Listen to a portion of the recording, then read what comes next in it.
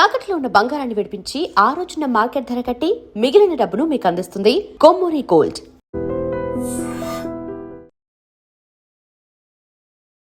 నమస్తే, welcome to I dream. నా పేరు వలి. ప్రస్తుతం లైవ్ కాల్ లో జాయిన్ అయ్యారు రిటైర్డ్ ఆర్మీ ఆఫీసర్ వివి రావు గారు. సార్ తో మాట్లాడదాం. వివి రావు గారు నమస్తే. సార్ నమస్కారం.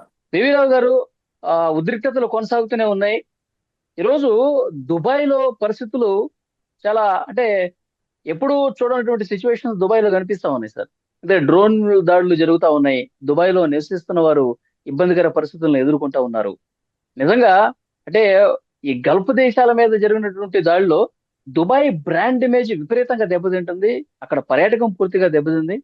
ఎవరు అసలు అటువైపు కన్నెత్తి చూడాలంటేనే భయపడే పరిస్థితులు ప్రస్తుతం కనిపిస్తున్నాయని ఒక చర్చ. ఎలా చూస్తారు సార్ ఈ యుద్ధం, దుబాయ్ లాంటి నగరం దెబ్బతింటాం? ఇప్పుడు మొత్తం మిడిల్ ఈస్ట్ లో ఉన్న దేశాలన్నిటి మీద, దాదాపు 11 దేశాల మీద ఇరాన్ కౌంటర్ అటాక్ చేస్తుంది. అందులో డౌట్ ఏమీ లేదు. వాళ్ళు చెప్తున్నట్టుగా అయితే మాత్రం అమెరికన్ బేసెస్ ఏవైతే ఉన్నాయో, లేకపోతే అమెరికన్ స్థావరాలు కానీ, వాళ్ళు ఉండే హోటల్స్ కానీ, వాళ్ళకి ఏది ఇంట్రెస్ట్ ఉంటాయి, including financial institutions like banks, water filtration plants, అలాగే బహ్రెయిన్లో వాళ్ళది 5th ఫ్లీట్ హెడ్ క్వార్టర్స్, ఇటువంటి అన్ని వాళ్ళు టార్గెట్ చేస్తున్నారు అని స్పష్టంగా చెప్తున్నారు. అలాగే వేరియస్ మీడియా రిపోర్ట్స్ అన్ని దేశాల నుంచి వస్తున్నాయి, అదే కనిపిస్తుంది. ఇప్పుడు దుబాయ్, అబుదాబి ఎందుకంటారా, ఇది ఒక ట్రాన్సిట్ పాయింట్. ఏషియా నుంచి జనరల్గా అమెరికా వెళ్ళాలనుకున్న వాళ్ళు ఇక్కడ ఎయిర్పోర్ట్లోనే వీసా చెక్ అయిపోతుంది. దాని తర్వాత ఇంకా డొమెస్టిక్ ఫ్లైట్లోనే అమెరికాలో ల్యాండ్ అవుతాం. సో ఏంటంటే అమెరికాలో వెయిట్ చేసి అక్కడ కొన్ని గంటలు గడిపే బదులు ఇక్కడే దుబాయ్లోనే, అబుదాబిలోనూ చెకింగ్ అయిపోతుంది. సో అమెరికా అంత పవర్ ఇచ్చింది ఇక్కడ ఎయిర్పోర్ట్స్కి, వాళ్ళ ఇమిగ్రేషన్ ఆఫీసులు ఉన్నాయి. సెకండ్ థింగ్, ఈ యుఏఈ అన్నవి ఫైనాన్షియల్గా చాలా డెవలప్ అయ్యారు. అమెరికన్ బ్యాంక్స్ అన్ని ఇక్కడ హెడ్ క్వార్టర్స్, మిడిల్ ఈస్ట్లో ఉన్న హెడ్ క్వార్టర్స్లో ఇక్కడ పెట్టుకున్నారు. అలాగే ఎప్పుడైతే వీళ్ళకి అర్థమైందో ఇంకా ఆయిల్ ఇంపార్టెన్స్ రాను రాను తగ్గిపోతుందని చెప్పి లాజిస్టిక్స్ ఇన్ఫ్రాస్ట్రక్చర్ మీద చాలా పార్టిసిపేట్ చేస్తారు. అదేంటంటే ఇప్పుడు చైనా నుంచి దిగుమతి చేసుకుని ఇక్కడ మళ్ళీ రీఎక్స్పోర్ట్ చేస్తారు. సో ఈ విధంగా ఒక లాజిస్టిక్స్ హబ్ లాగా తయారైంది. సో ఫైనాన్స్, అమెరికన్ బేస్లు ఉండడం, తర్వాత అమెరికన్ ఇంట్రెస్ట్లు ఉండడం, ఇవన్నీ కలుపుకొని చూసి ఇది ప్లస్ ట్రాన్సిట్. సార్ ఇప్పుడు అమెరికా కార్యాలయాలు, అమెరికా ఎయిర్ బేస్ పాయింట్స్ ఏవైతే ఉన్నాయో వాటిని టార్గెట్ చేయాలన్న ఉద్దేశం ప్రధానంగా కనిపిస్తుందా, లేకపోతే వీళ్ళు వాళ్ళకి ఆశ్రయం కల్పిస్తున్నారు కాబట్టి వీళ్ళకి ఈ విధంగా శాస్తి జరగాల్సిందే అన్న దాంతో దాడులు జరుగుతూ ఉన్నాయా? ఆశ్రయం కల్పిస్తున్నారు కాబట్టి వాళ్ళ మీద దాడి చేయడం సమంజసం అనుకోవట్లేదు. వాళ్ళు ఏంటంటే అమెరికన్ టార్గెట్స్ మీద వాళ్ళు ఫోకస్ చేస్తున్నారు ప్రస్తుతానికి. ఇప్పుడుగా వరకు అయితే ఒక విధంగా ఉన్నారు. ఇప్పుడు ఎకనామిక్ హార్మోజ్ స్ట్రైట్ని ఎప్పుడైతే మూసివేయడం జరిగిందో అప్పటి నుంచి ఎకానమీ కూడా దెబ్బతీయాలని చూస్తున్నారు. అందులోనే భాగం కింద మిగతా కంట్రీస్ షిప్స్ అన్ని బయటకు పంపిస్తాం, కానీ యుఎస్ అండ్ ఇజ్రాయెల్ తర్వాత వాళ్ళకి ఎవరైనా సపోర్ట్ వస్తే వాళ్ళ వాళ్ళని మాత్రం వదిలిపెట్టేది ప్రసక్తి లేదని స్పష్టం చెప్తున్నారు. అలాగే కార్క్ ఐలాండ్ ఇరాన్కి చాలా ఎకనామికల్లీ చాలా ఇంపార్టెంట్. అమెరికా దాన్ని అటాక్ చేయడం వల్ల ఇరాన్ ఎకానమీని దెబ్బతీయాలని చూస్తుంది. వీళ్ళు కూడా కౌంటర్గా అమెరికా ఫైనాన్సెస్ని దెబ్బతీయాలని, యూరోపియన్, కెనడియన్, ఆస్ట్రేలియన్ వీటన్నిటికీ ఫైనాన్షియల్ ట్రాన్సాక్షన్స్ అన్ని మెయిన్లీ దుబాయ్, అబుదాబిలో జరుగుతాయి. అందువల్ల అక్కడ ఫైనాన్షియల్గా దెబ్బతీస్తే ఫైనాన్షియల్ ట్రాన్సాక్షన్స్ ఆగిపోతాయి చాలా మంది. యాజ్ ఇట్ ఈస్ ఆల్రెడీ ఈ బిట్ కాయిన్ ఇటువంటి కరెన్సీలు ఏవైతే డిజిటల్ కరెన్సీస్ ఏమన్నాయో విపరీతంగా పడిపోతుంది. పెట్రోల్ డాలర్ మాత్రం ఇంకా మెయింటెనెన్స్ అవుతుంది. అది కూడా ఒకవేళ పడగొట్టగలిగితే దానికే అనుగుణంగా ఏదైతే చైనీస్ యువాన్లో ట్రేడ్ చేస్తాయో అటువంటి దేశాల షిప్స్ వదిలిపెడతామని చెప్తున్నారు. అంటే ఏంటంటే పెట్రోల్ డాలర్ కంటే ఆల్టర్నేట్ కరెన్సీ ప్రమోట్ చేయాలని చూస్తున్నారు. ఈ విధంగా అమెరికాని ఆర్థికంగా కూడా దెబ్బతీయాలని చూస్తున్నారు. బహుశా వాళ్ళు కొంతవరకు సక్సెస్ఫుల్ అవుతున్నట్టు కూడా లెక్క పెట్టుకోవచ్చు. ఎందుకంటే ఈ రోజుని బ్రిటన్, ఫ్రాన్స్ ఈ హార్మోజ్ జలసంధిని ఓపెన్ చేయడానికి అమెరికా చేసిన రిక్వెస్ట్ని త్రోసిపుచ్చినాయి.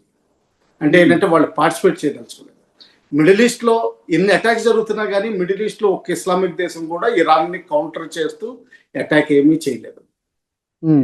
అంటే ఇప్పుడు వీళ్ళు ఇప్పుడు ఆగే- బహ్రెయిన్ మీద కావచ్చు sir, Bahrain, Kuwait, Saudi, UAE, so వీళ్ళు ఇరాన్ మీద కౌంటర్ చేయాల ఇంతవరకు.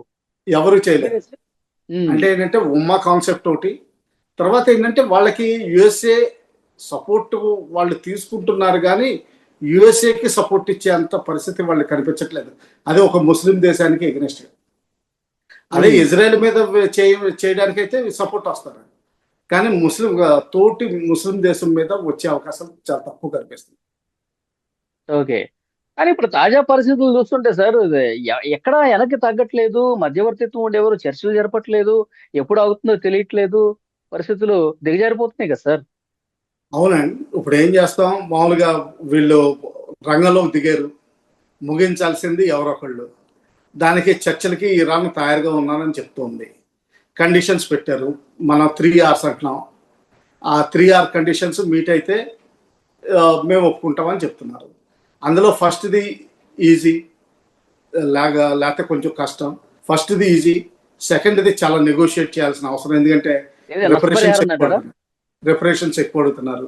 రీఅష్యూరెన్స్ అంటే ఇచ్చేస్తారు, దాని తర్వాత ఎప్పుడైనా సరే డిఫై కూడా చేయొచ్చు, దానికి ఈజీ, బ్రేక్ చేయడం ఈజీ అవుతుంది. సో ఆ విధంగా వాటర్ వార్ఫేర్ ఇంకా మొదలవలేదు. ఆ వాటర్ వార్ఫేర్ ఈ ఎకనామిక్ వార్ఫేర్ తర్వాత మొదలవుతుంది. వాటర్ ప్లాంట్స్ అన్నింటినీ డిస్ట్రాయ్ చేస్తే మిడిల్ ఈస్ట్ లో తాగడానికి నీళ్లు దొరకవు. అది ఆ విధంగా స్కాచ్ డెత్ పాలసీ కూడా చేయొచ్చు ఫ్యూచర్ లో. ఓకే సార్, ఇప్పుడు దుబాయ్, అబుదాబి ఇక్కడికి వెళ్ళటం సేఫ్ కాదంటారా? మన తెలుగు వాళ్ళు కావచ్చు, మన దేశం నుంచి ఎవరైనా సరే ఇప్పట్లో ఆ ప్రయాణాలు పెట్టుకోవడం మంచిది కాదంటారా? 200% అక్కడికి వెళ్ళాల్సిన అవసరం లేదు. తర్వాత అక్కడ ఎకానమీ సరిగ్గా నడుస్తున్నట్టు కూడా రిపోర్ట్స్ కరెక్ట్గా రావు, కానీ అక్కడ ఎకానమీ కూడా సరిగ్గా నడవదని. కనీసం 5-6 డ్రోన్ల అటాక్లు రోజు జరుగుతూ ఉంటాయి, తర్వాత మిసైల్స్ ఫైర్ అవుతుంటే, కొన్ని చోట్ల అగ్ని మాపక దళాలు వాళ్ళంతా ఫైర్స్ని కంట్రోల్ చేస్తుంటే, అటువంటి టైంలో దుబాయ్ అసలు ఫ్లైట్సే లేవు. దాదాపు 4400+ ఫ్లైట్స్ క్యాన్సిల్ అయిపోయినాయి అని చెప్పి ఈరోజు ఏవియేషన్ మినిస్టర్ చెప్పారు. అందులో 1200 పైగా ఫారెన్ నుంచి మనకు వస్తున్న ఫ్లైట్స్, మిగతావన్నీ మన దేశం నుంచి వెళ్లాల్సిన ఫ్లైట్స్. సో అంత క్యాన్సిల్ అయిపోయినాయి అంటే దాదాపు 5 to 7 lakh ప్యాసింజర్స్ క్యాన్సిల్ అయిపోయారు. సో అటువంటి సమయంలో ఫస్ట్ టికెట్ కొనడం డబ్బులు వేస్ట్ అవుతాయి, ఎందుకంటే మనీ ఎక్స్పెండిచర్ ఎక్కువగా ఉంటుంది. దానికంటే యుఎస్ఏ వెళ్ళాలంటే మీరు Lufthansa, British Airways, American Airways అటువంటి ఎయిర్లైన్స్ని చూస్ చేసుకోవడం బెస్ట్. కొంతవరకు స్విస్ ఎయిర్వేస్ ఇటువంటివి కూడా పర్వాలేదు. అది సార్, ఇప్పుడు ఈ గల్ఫ్ కంట్రీస్ ఒత్తిడి తేవటంలో ఎందుకని వాళ్ళు వెనక ముందు అవుతా ఉన్నారు? యుఎస్ మీద కానీ, ఇజ్రాయెల్ మీద కానీ. దుబాయ్ కూడా అంత పెద్ద సిటీ, ఇప్పుడు వాణిజ్యపరంగా చాలా సూపర్ కార్యకలాపాలు చేసేటువంటి సిటీ, వాళ్ళ బ్రాండ్ దెబ్బతింటుంది కదా సార్, అయినా కానీ ఎందుకు పట్టించుకోవట్లా? బ్రాండ్ దెబ్బతిన్నంత మాత్రాన అది రెస్టోరేషన్ పెద్ద కష్టం కాదండి. ఎప్పుడైతే నార్మల్సీకి వస్తుందో వెంటనే వితిన్ 1 week ఎప్పుడు అన్నం తిన్న వాళ్ళలాగా వీళ్ళందరూ అటాక్ చేయడం మొదలు పెడతారు. అక్కడ టూరిజం మళ్ళా వచ్చేస్తుంది. కానీ టూరిజం దెబ్బతిన్నంత మాత్రాన అటాక్ ముందర వాళ్ళకి పవర్ ఏముందండి, వాళ్ళకి ఆర్మ్ ఫోర్సెస్ ఉండవు, మిసైల్స్ లేవు, అట్లాంటి గన్స్ అవన్నీ ఉన్నా కానీ నామాత్రంగానే ఉంటాయి, చిన్న చిన్న ప్రిన్సిపాలిటీస్. వాళ్ళు నిజంగా ఇరాన్ మీద ఫైట్ చేయగలిగే అంత కేపబిలిటీ లేదు వాళ్ళకి. ఇరాక్ కొంచెం ఉంది, అది ఏంటంటే అమెరికన్ ఆక్యుపేషన్లో ఉంది. సౌదీ అరేబియాకి ఉంది, కానీ సౌదీ అరేబియా అటాక్ చేసిన రోజుని వాళ్ళ ఆయిల్ ఫీల్డ్స్ని హౌతీస్ అక్కడ దక్షిణాన్ని నుంచి అటాక్ చేస్తారు. సో అరామ్కోని ఆల్రెడీ ఓ శాంపుల్ చూపించారు ఫస్ట్ సెకండ్ డేనే. ఆ శాంపుల్ చూడగానే సౌదీ అరేబియా చెప్పండిపోయింది. సో ఈ విధంగా ఏంటంటే ఏమీ చేయలేని సిచ్యువేషన్, కక్కలేక మింగలేకపోతే ఈ పరిస్థితి. ఎగ్జాక్ట్లీ ఇంటర్నేషనల్ ప్రెషర్ తీసుకురావాలంటే ఇప్పుడు మెయిన్ రెండోది గుర్తుపెట్టుకోవాల్సింది ఏంటంటే, ఈ దేశాలన్నీ డాలర్స్లో ఇన్వెస్ట్ చేసినాయి, అమెరికాలో ఎస్పెషల్లీ. అదే యుయాన్ చైనీస్లో కానీ లేకపోతే జపనీస్ ఎన్లో కానీ ఇన్వెస్ట్ చేసి అక్కడ ఇన్వెస్ట్ చేసి ఉంటే సరిపోను, అన్ని డాలర్స్ రూపాయన ఉన్నాయి. సో అమెరికా ఏం చేస్తుందంటే ఇవన్నీ ఫ్రీజ్ చేసేస్తుంది. ఒకవేళ ఎవరైనా సరే యాంటీ అమెరికన్ యాటిట్యూడ్ చూపిస్తే, ఏమాత్రం చూపించినా కానీ ఫ్రీజ్ చేసేస్తుంది. ప్లస్ ఈ కంట్రీస్ అన్నింటిలోనూ అమెరికన్ బేస్లు ఉన్నాయి. ఒకవేళ ఇండిపెండెంట్గా ఫారిన్ పాలసీ కానీ మిలిటరీ పాలసీ కానీ ఫాలో అవ్వాలన్నా కానీ అమెరికా చెయ్యనవ్వదు. చూద్దాం సార్, ఇది ఎంతవరకు పోతుందో ఏంటి, దాని తర్వాత పర్యవసనాలు ఎట్లా ఉంటాయో మళ్ళీ మాట్లాడదాం. Thank you very much sir. నమస్తే. And for more videos, Please subscribe to iDream. Please subscribe to iDream. Please subscribe iDreams. And please subscribe to iDream. For more videos, subscribe to iDream. Please like, share and subscribe to the channel. Congratulations, iDream. Subscribe to iDream. Subscribe to iDream. so subscribe to iDream Media. iDream ki iDream team andarki huge congratulations. Please subscribe iDream Media. Please subscribe to iDream. Subscribe iDream. Please subscribe to iDream. iDream అంటే నా కళల ఛానల్ను subscribe చేసుకున్న నోరు తిరుగుతలేదు, మీరైతే గంట గుర్తు కొట్టండి. For more such videos, please subscribe to iDream. Subscribe to iDream. Please subscribe to iDream. Please subscribe iDream Media. Please do subscribe to iDream. Please subscribe to iDream Media. For best entertainment and information, please subscribe iDream. And don't forget to subscribe to iDream.